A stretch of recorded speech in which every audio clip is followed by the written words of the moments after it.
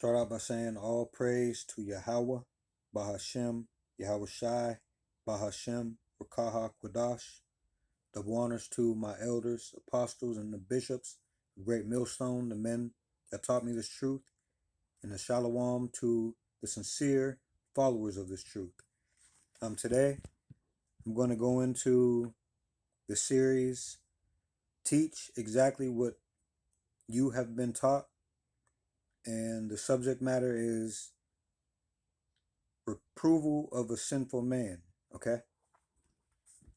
So, when a man's less than godly behavior is shown to him, instead of addressing it head on, the thing that was brought to their attention, what that man or men or people do is they will find a way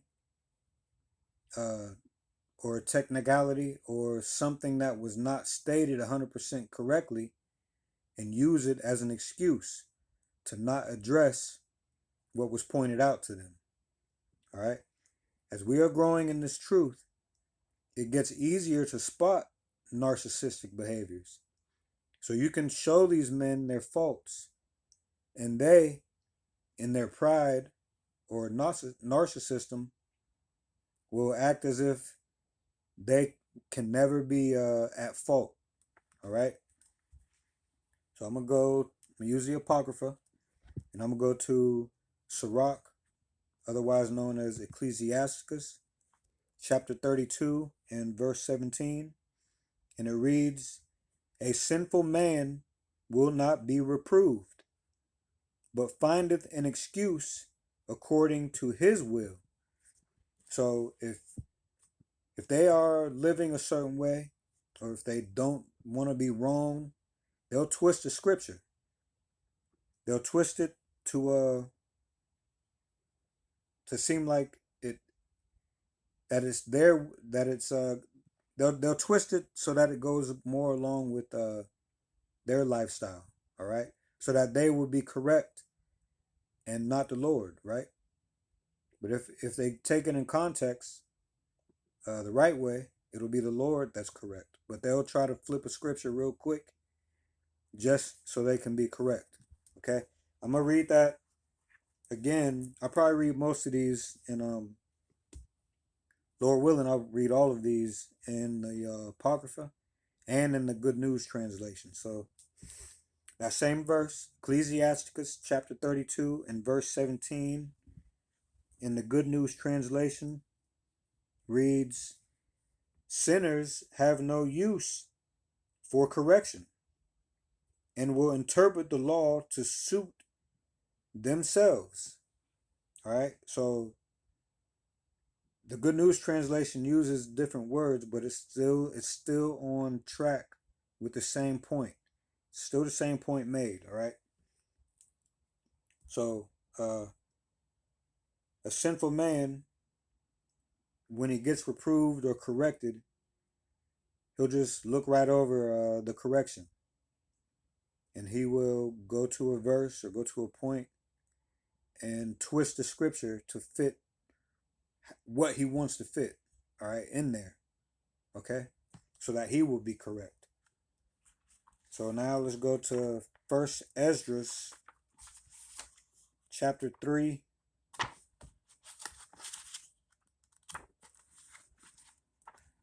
First Esdras chapter 3. And I'm going to read verses 18 through 20. And they read, "And he said thus, O ye men, how exceeding strong is wine! It causeth all men to err that drink it. It maketh the mind of the king and of the fatherless child to be all one, of the bondman and of the freeman, of the poorman and of the rich. It turneth also every thought into jollity, and mirth, so that a man remembereth neither sorrow nor debt." All right. So wine will put demons on a man. All right. Wine in this case means other philosophies, all right, or an out of context uh, scripture, okay, or a misunderstanding of a scripture.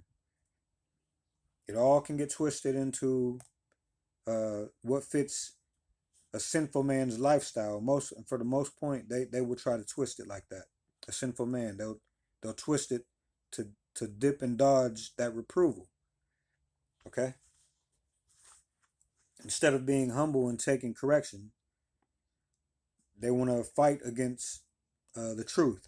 Okay, so I'm gonna read that verse again in the Good News translation, and that's First Esdras chapter 3, verses 18 through 20 in the Good News translation. And it reads, let me see. Okay, hold on. I'm sorry. Give me a minute. First Esdras chapter 3. All right.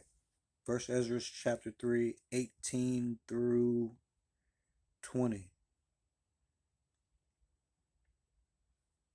And it reads, "Gentlemen," he began, "wine is clearly the strongest thing in the world. It confuses the mind of everyone who drinks it. It has exactly the same effect on everyone, king or orphan, slave or free, rich or poor. It makes every thought happy and carefree, and makes one forget every sorrow and responsibility." So again, wine or misinterpreted scripture or other philosophy will put demons on a man or on people, period, right? So, especially a sinful man or a sinful person, all right?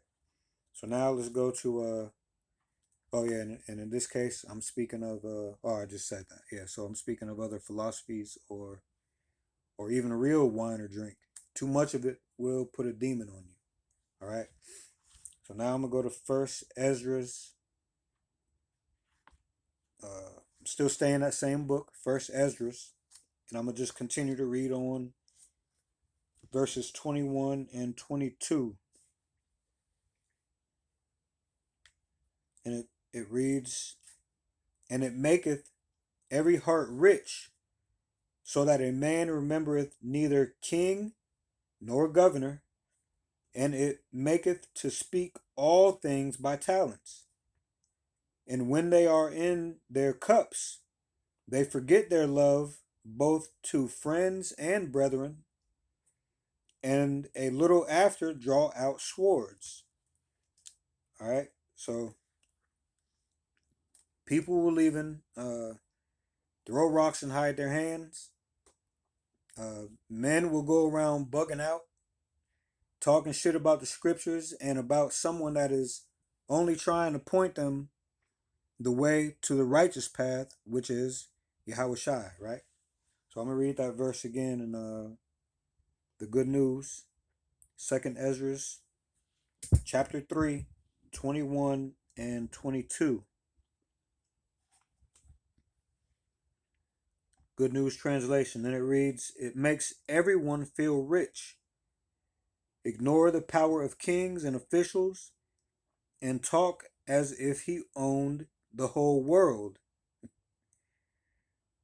When men drink wine, they forget who their friends and neighbors are, and then they are soon drawing their swords to fight, uh, them.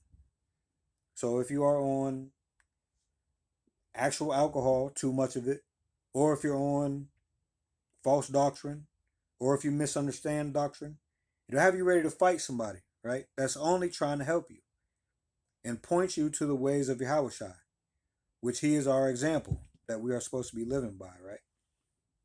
Or that we are supposed to be trying to live up to. I mean, we can't get on his level, but that doesn't mean we can't try to the best of our ability, right? But if you are drunken with wine, which is other philosophies, or real wine, or the misunderstanding of the truth, no context, all right, it'll have you ready to fight somebody or bug out. It'll have you bugged out. Uh, it'll have you talking shit about somebody who's actually trying to point you to the truth. Okay? Now, let's go to last verse. Let's go ahead and go to back to Sirach chapter 31. Which Sirach is also known as Ecclesiasticus, and I'm still in the Apocrypha, right? So Sirach chapter 31, verses 27 through 31. All right, and it reads, wine is as good as life to a man, if it be drunk moderately. What is life, or what life is then to a man that is without wine? For it was made to make men glad. Wine measurably drunk, and in season bringeth gladness of heart, of the heart, and cheerfulness of the mind. But wine drunken with excess maketh bitterness of the mind. With brawling and quarreling, drunkenness increaseth the rage of a fool till he offend. It diminisheth strength and maketh wounds. Rebuke not thy neighbor at thy wine, and despise him not in his mirth. Give him no despiteful words, and press not upon him with urging him to drink. Okay, so let me see what the good news says in this. Sirach chapter 31.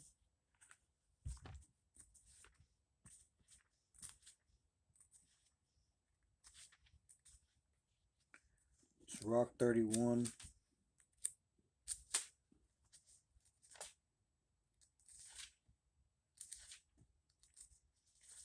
Sirach 31, verses 27 through 31 again in the Good News translation, all right? And it reads, let me see, 27 through 31. And it reads, wine can put new life into you if you drink it in moderation. What would life be like without it? Wine was created to make us happy. If you drink it in moderation, you're if you drink it in moderation and at the right time, it can lift your spirits and make you cheerful. But if you drink it when you are angry and upset, it leads to headaches, embarrassment, and disgrace. A drunken fool can lose his temper and hurt himself. His drinking makes him weak and an easy target for angry blows. Never rebuke a person when you have both been drinking. Don't hurt his feelings while he is having a good time. It's not the time to criticize anyone or to ask him to pay back a debt. All right, so flesh has many offenses, but the true brethren will point them out, right? At the correct time. Like if somebody can't be drunk and you try to point out their offenses, or even if they're drunken with other philosophies, don't try and sit there and debate them. If they can't get it at that point in time, then move on. All right. Maybe they'll come around and they'll question you a little bit later when their mind is a little bit when their mind starts to see that the way that they're headed is off, or if the Lord puts the spirit on them to come back and ask you about it, maybe it'll be better to talk to them about it then. But when they have too much misinterpretation or miscontext, or too many other philosophies wrapped in their head at once, or even drunk off of too much actual alcohol, wine, that time is not a time to rebuke them.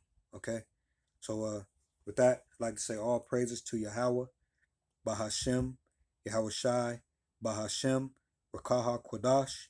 Double honors to my elders, apostles, and the bishops of the great millstone, the men where I learned this truth.